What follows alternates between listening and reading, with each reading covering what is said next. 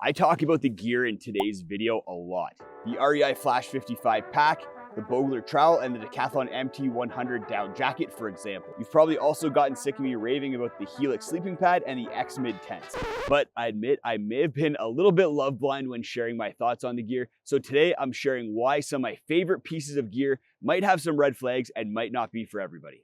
Starting with the REI Helix sleeping pad, this was my go-to sleeping pad in 2023 because of how warm and comfortable it is. I'm willing to carry a little bit more weight if it means getting a good night's sleep. But there's one aspect of the Helix that may make it uncomfortable or even unusable for some people. The pad is only 3 inches thick and can feel thinner than that at times. If you're somebody who likes to deflate your pad a little bit in order to increase comfort, I find that I don't have to do it with the REI Helix, or you're on the heavier side, then you may find that the Helix feels a little bit too thin for you. It's still my go-to pad for comfort. I have better sleeps on the Helix compared to any other pad on the market, but I admit it may not be for everybody. This next item is the little brother to the down jacket that I'm wearing right now. It's the Decathlon MT100. I've been raving about the MT100 for going on 4 years now because of how lightweight, warm, and relatively inexpensive it is. But there are 3 things with this jacket that might be issues for some people out there. Number 1, the sleeves can feel like they don't have a ton of down in them. They're not very plump like the other baffles and down-filled areas of the jacket. And I've seen that complaint in different reviews. And I admit the jacket that I have doesn't feel like it has the most down in the arms, but I personally think that's okay. It saves a little bit of weight and you're not having a whole bunch of down in a place that you don't necessarily need it. But I understand if you're somebody who does get really cold, especially in the extremities, then maybe you do want that down and warmth in the sleeves. The second thing has to do with the zipper. Decathlon is a French company, and the zipper, for that reason, is on the opposite side. So if you're from North America, then you might think that it's a women's jacket at first, or have a little bit of troubles doing up the jacket. The third thing is something that I actually have an issue with, and that's the price of the jacket. For most of the world, the jacket is still pretty inexpensive. Places like UK, France, even Canada,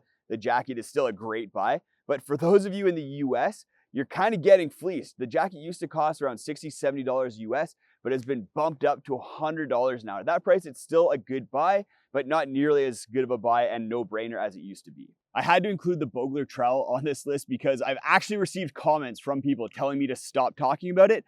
And I have to admit, at times I've even gotten sick of how much I talk about it myself. I've actually tried talking about it less, but it's just so good that I often just can't help myself, and I'll be out on a trip or making a video and I'll have to talk about the Bogler trowel. It's just that good. But there is one thing about it that some people might have issue with and might make it so that it's not the right trowel for you. And that issue is that there's only serrated edges on one side of the trowel. So it makes it really easy to cut through roots and cut into the ground, but you can only really cut in a clockwise motion.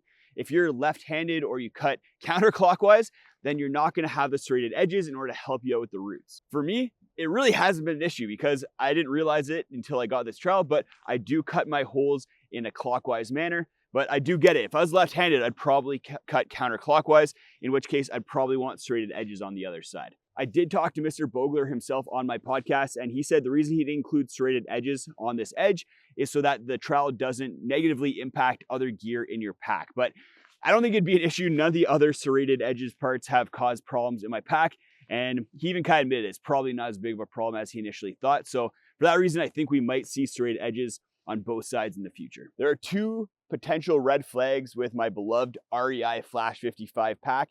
The first one is durability. If you're in places with really hard rock and you're kind of squeezed through canyons, or you're just really hard on your gear, then the REI Flash 55 might have materials that are a little bit too lightweight for you. I took this through some canyoning in Joshua Tree and really kind of beat it up with a bunch of scrapes on the sides, on the bottom.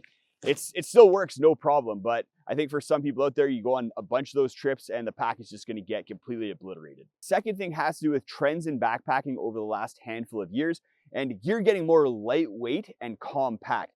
Even if you're not spending a ton of money, you can get really ultralight compact gear. And for that reason, if you're only going out on overnight trips, 3-day trips, 4-day trips, then a 55-liter pack might actually be overkill. 10 years ago, 55 liters probably would have been considered ultralight, but these days, you can easily get away with a 40-liter pack if you're only going on 4 days or less trips. It's for that reason that I don't take the Flash 55 on trips as much anymore. It's only if I have big water carries or I really need to carry a lot of weight for whatever reason, then I'll take the Flash 55. Otherwise, I'm usually going with a more lightweight option. What about the X-Mid? I have a lot of good things about the X-Mid series of tents, but there's one version that I don't actually like, and it's just not for me, even though it was one of the most popular backpacking tents of 2023. The OG polyester two-person X-Mid tent has been one of my top two-person recommendations for years, but in 2023, Dan Durson released a true two-person version of the pro model of the X-Mid tent. This is the 2 Plus, and it can easily fit two 25-inch wide square pads in there, which makes it a palace for two people to sleep in. It's very lightweight because it uses DCF fabric. This is the version with both a DCF fly as well as a DCF floor. And then it is also extremely well designed. This is one of the pieces of gear that I'm probably most impressed with in 2023. If you're interested in it, you can check it out, the link in the video description. But there's still two drawbacks with this tent. The first one being price. It's not a cheap tent. It's very expensive actually. The second thing has to do with that I'm not completely sold on using magnets in order to tie back the doors of tents. The new Pro tents have two magnets, one for the outer door and one for the inner door. But what I find is that when it's really cold out, getting a roll on the outer door is a little bit more difficult with DCF fabric, and that DCF fabric wants to kind of spring out a little bit more. So when I have both doors rolled up and I'm getting in and out of the tent and it's really cold, sometimes one of the magnets will detach. It's not as big of a deal right now because it's above freezing, but I find when it gets down to about 20 degrees Fahrenheit, -6 degrees Celsius, that's when the DCF really stiffens up, and I've been finding the magnets detaching. But the X-Mid tent that isn't for me, basically any of the one-person tents. I prefer a one-person trekking pole tent that only uses one pole for the ease of setup as well as the redundancy if one of my trekking poles breaks. There's a lot of personal preference involved with that, as there is with all gear choices, but I prefer a tent like the Zpacks Plex Solo when I'm going out on solo ultralight adventures. Go check out this playlist for my 2023 backpacking gear awards. I have 3 different videos that cover ultralight gear awards, budget gear awards, as well as all around gear awards. A lot of the gear that we looked at today are on those lists, and I go into detail about why I think they're some of the best pieces of gear of 2023.